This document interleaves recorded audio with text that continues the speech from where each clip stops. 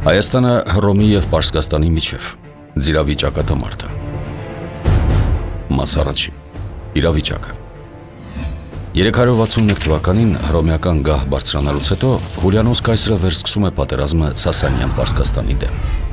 Դեպքերի նման զարգացումները լուրջ խնդիրների առջև են կանգնեցնում հայոց Արշակ II արքային։ Ռազմական բախումները հռոմեա-պարսկական սահմանում այլևս անհնարին էին դարձնում Արշակ արքայի հավասարակշիռ քաղաքականությունը։ Հայաստանին կրկին ընտրություն էր պարտադրվում՝ ի նպաստ երկու գերտերություններից մեկի։ Երկու դեպքում էլ տուժողը Հայաստանն էր։ Կրկին ակտիվանում են ներքին հակամարտությունները, կրկին գլուխ են բարձրացնում հռոմեական և պարսկական կողմնորոշում ունեցող խմբավորումները։ Երկընտրանքի առջև կանգնած Արշակ արքան ի վերջո կողմնորոշվում է դեպի հռոմ։ Մաս երկրորդ. միայնակ արքան։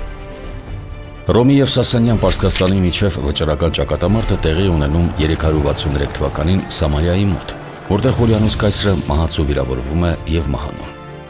Նոր կայսր հռչակված Հովիանոսը, որը շտապում էր վերադառնալ արևմուտք և օրինավորել ու ամբարագրել իր կայսերական իշխանությունը,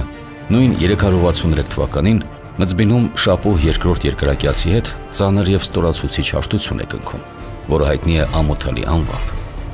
Դաշնագրի համաձայն հռոմեացիները ոչ միայն պարսիկներին էին զիջում անդրտիգրիսյան այն երկրները, որոնք դեռ 298 թվականին Մծբինի դաշնագրով անցել էին Հռոմին, այլև պարտավորվում էին այդուհետ չխառնվել Հայաստանի և Վիրքի գործերին։ Ավելին, Հովիանոս կայսրը խոստանում էր չօգնել Արշակ II-ին, եթե Շապուհը նրա դեմ պատերազմ սկսեր։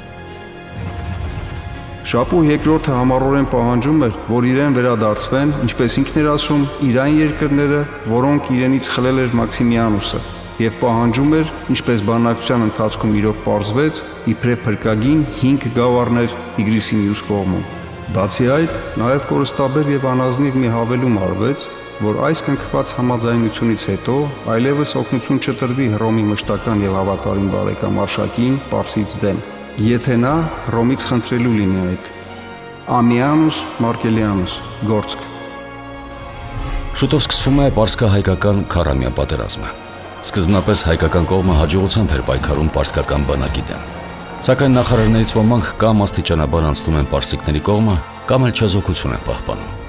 Խախտվել էր նախարարական քաղաքական միասնությունը։ Արշակունյաց թագավորությունից անջատվել էին և հարևան պետություններին էին միացել Հայաստանի հարավային, արևելյան և հյուսիսային բոլոր ծայրամասերը։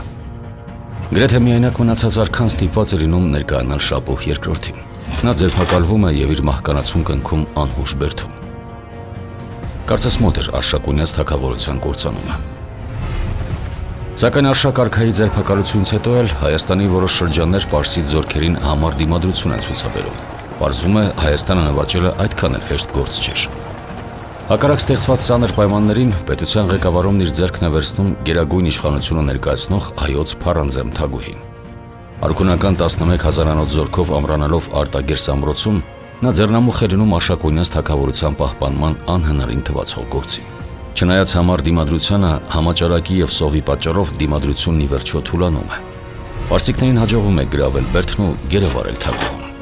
Այդուամենայնիվ Արտագերսի ինքնապաշտպանության ժամանակ թագաժարանք պապին հաջողվում է ճեղքել պաշարումը և հեռանալ Հռոմ, հետագայում նրա օգնությամբ գահ բարձրանալու և Արշակունյաց թագավորությունը վերականգնելու հույսով։ Մաս երրորդ. ձիրավիճակատամարտը։ Հռոմի Վաղես կայսրը սկզբնապես զգուշավոր քաղաքականություն էր վարում, չցանկանալով խախտել 363 թվականի Մծբինի դաշնագիրը։ Միևնույն ժամանակ, սակայն, աչալուրջ էր, որ ուժերի հավասարակշռությունն արևելյան սահմանին չխախտվի հօգուտ Պարսկաստանի։ Ուստի սկզբում նա թույլ է տալիս, որ թագաժարանք պապը իշխանության գլուխ կանգնի առանց թագավորական կարգավիճակի։ Իսկ արդեն 369 թվականին վեստգոթերի հետ հաշտություն կնքելուց հետո Վաղեսը Հայաստանի և Վիրքի գործերին միջամտելու ավելի բացահայտ հնարավորություն է ստանում։ Շուտով նա օժանդակ զորքեր է ուղարկում Հայաստան պապին հայոց գահին բազմեցնելու և նրա իշխանությունն ամրապնդելու նպատակով։ Պապ արքան գահ է բարձրանում շատ ծանր պայմաններում։ Պատերազմական գործողությունների արդյունքում ավերվել էին հայոց քաղաքային կենտրոնները՝ Արտաշատը, Երվանդաշատը, Տիգրանակերտը, Դվինը, Վաղարշապատը, Վանը և այլ քաղաքներ։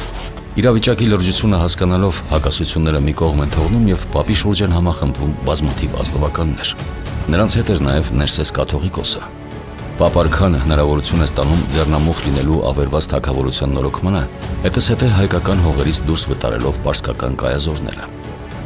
Հռոմի եւ Սասանյան Պարսկաստանի միջև առաջացած լարվածությունը լուծելու միակ միջոցը մնացել էր ռազմական բախումը։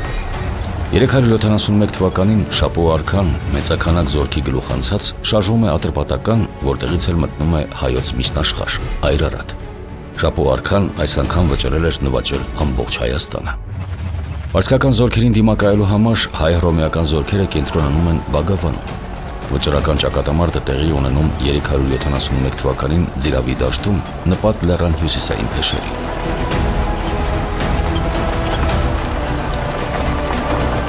Ճակատամարտն ավարտվում է Պարսկաստանի կատարյալ պարտությամբ։ Եվ Պարսից գունդը պատմության մատնվեց, փախուստի դիմեց եւ ցրվեց ու սփռվեց դաշտերում, լեռների բարձունքներում եւ խոր ձորերում։ Միայն շատերից քչերը, որոնք լավ զիեր ունեին, կարողացան փախչել։ Փախստականների հետևից էին ընկնում հայոց զորքերը եւ շատերին կոտորում էին ճանապարհին։ Այսպիսով Պարսից զորքերին հալածում էին մինչև Ատրպատականի գանձակ Հայաստանի սահմանները։ Հավստոս Բուզանդ, պատմություն հայոց։ Պարսիկների կորուստներն այնքան շատ էին, որ Շապո երկրորդ արքան հարկադրված էր հաշտության պայմանագիր ստորագրել Վաղես կայսեր հետ, ճանաչել մեծ հայքի անկախությունն ու պապի գահը։ Այսպիսով, օգտվելով Հռոմի եւ Սասանյան Պարսկաստանի միջև ի հայտ եկած լարվածությունից, Պապ արքան կարողանում է հռոմեական աջակցությամբ բազմել հայոց գահին եւ վերականգնել հայոց թագավորության նախկին սահմանները։ Միաժամանակ ամրապնդվում են մեծ հայքի թագավորությունն ու Արշակունիների իշխանությունը։